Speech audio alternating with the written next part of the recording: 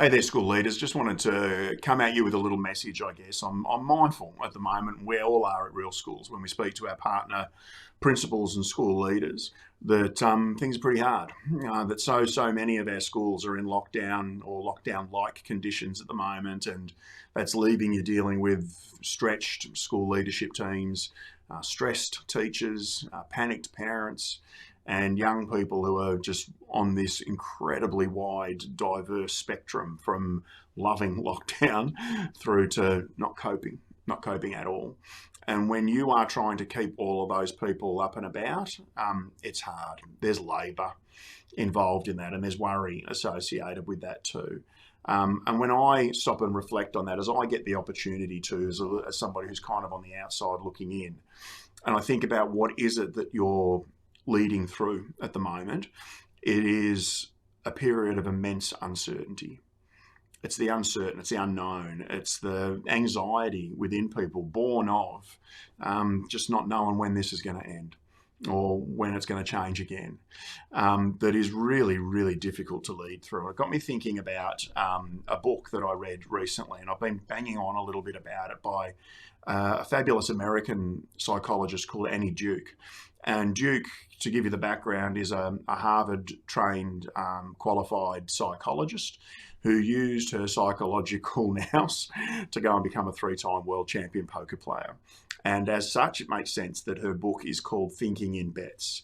Duke's contention is that your life, your leadership, your work is really just a series of making decisions that are pretty much just bets, because there's no guarantees about them. And there are two things in your work that make every decision you make just a bet, and that is uncertainty.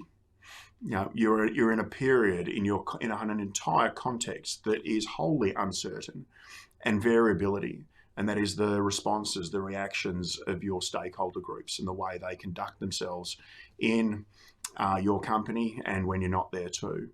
And it means that you're trying to make decisions that you hope will work based on the best available knowledge you can, but they're probably still going to fail. So at any period in life, especially now, we can look at the circumstances, we can look at the sort of the factors that are in play, and we can go, this is the right bet to make. This is the decision that has the best chance of succeeding. And you know what? Most of the time as school leaders, I reckon most of those decisions work. A few don't.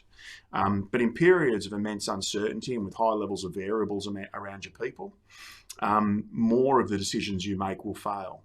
And Duke's contention is we need to be cool with that. We need to not beat ourselves up about the decisions that fail. Because they're just bets that we didn't win on.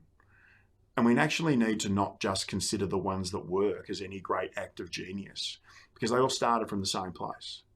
You looked at the circumstances you had. You used some professional wisdom to say, this is a good bet, and the outcome needs to be able to take care of itself.